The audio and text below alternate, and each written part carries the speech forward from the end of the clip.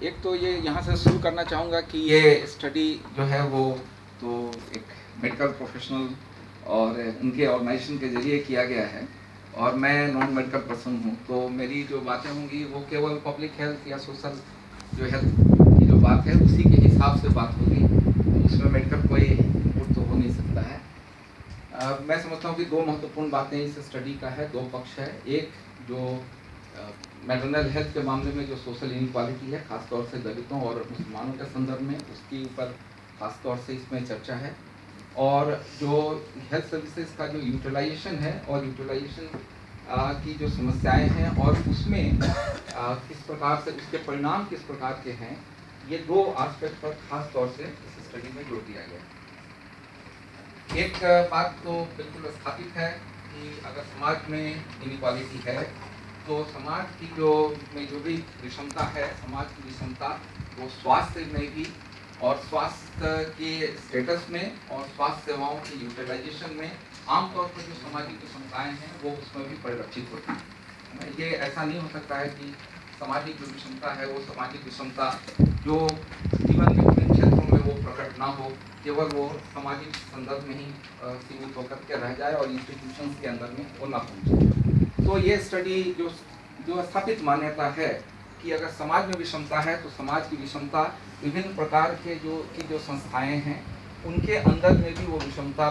दिखाई पड़ती है। ये स्टडी उसको साबित करता है। ये विषमता आपको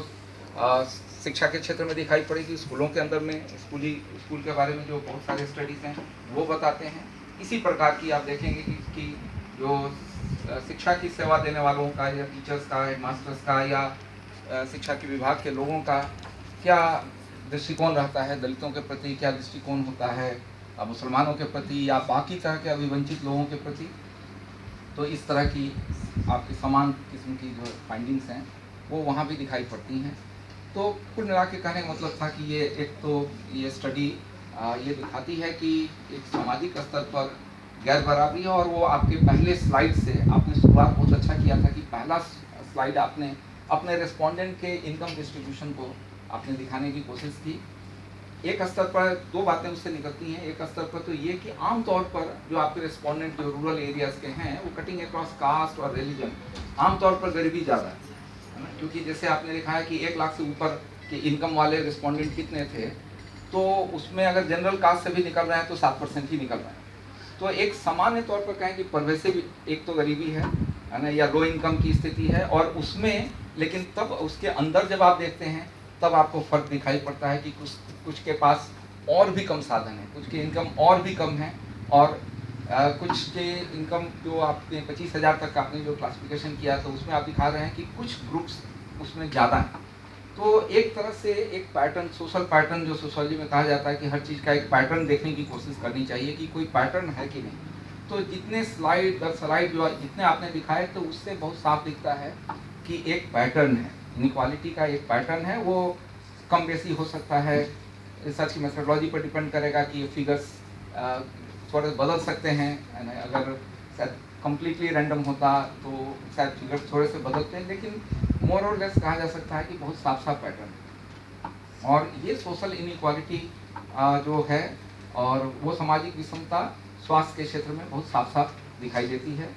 और उसमें जो आपके जो फाइंडिंग्स हैं और जो इंडिकेटर्स आपने चुने हैं इस स्टडी के लिए, मेरे ख्याल से वो काफ़ी महत्वपूर्ण इंडिकेटर हैं, क्योंकि वो सीधे सीधी दो चीज़ों से जुड़े हैं। एक जो लोगों की जो गरीबी है उसके साथ जुड़े हुए हैं, इसलिए आपने इनकम के साथ जोड़ा है, और दूसरी ओर जो स्वास्थ्य सेवाएं प्रदान की जाती, जो स्टेट की जिम्मेवारी है कि वो प्रदान करे, उसका स्टेटस क्या है उसके बारे में भी इनडायरेक्टली कहा जाए तो स्थिति वो भी दिखाई पड़ती है। और फिर उनके यूटिलाइजेशन के मामले में किस प्रकार की विषमता है, ये तीसरी बात दिखाई पड़ती है। मैं इसमें जो कहना चाहूँगा वो ये कि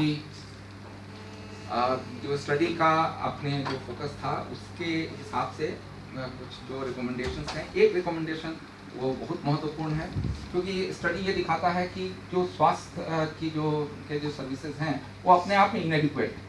थोड़ी देर के लिए विषमता की बात छोड़ भी दें तब भी अपने आप में वो पूरे नहीं है, और आपने ये बताया कि किस तरह से स्वास्थ्य का पूरा बजट बहुत कम है, छोटा है, और एम्बुलेंस की संख्या कितनी है, फ्री ड्रग के सिलसिले में क्या हो रहा है, तो जो कुछ आप बता रहे हैं उससे बहुत साफ है कि खुद सर्विसेज अपने आप में अपर्याप्त है, और उन अपर्याप्त सर्विसेज के अंदर में अगर विषमता की बात की जाए तो उसका असर या उसका दंश और ज़्यादा हो जाता है, क्योंकि तब कम साधन हो और उसके अंदर में भी अगर सामाजिक एक होड़ हो कि उस साधन तक कौन पहुँचे, तो तय बात है कि जो जितना कमज़ोर है वो उस होड़ में और भी या उस पहुंच के मामले में और भी पीछे रह जाएगा। तो एक रिकमेंडेशन बहुत अनिवार्य रूप से जो रहना चाहिए, और मैं समझता हूँ कि बहुत सही रिकमेंडेशन है, वो ये कि स्वास्थ्य सेवाएं एडिक्वेट हों। मैं इसलिए जो पूरी अवधारणा थी कि कम्युनिटी हेल्थ सेंटर की जो पूरी अवधारणा थी कि जहाँ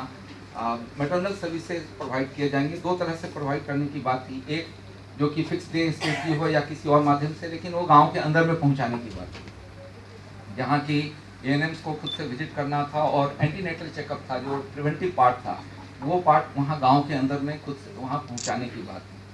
तो एंटीनेटल चेकअप वगैरह के बारे में आपने दिखाया कि जो प्रिवेंटिव हेल्थ है ना, वो प्रिवेंटिव हेल्थ केयर की स्थिति अच्छी है नहीं, और वहाँ पर विषमता भी है और अपने आप में बहुत इनएडुकेट है, क्योंकि जो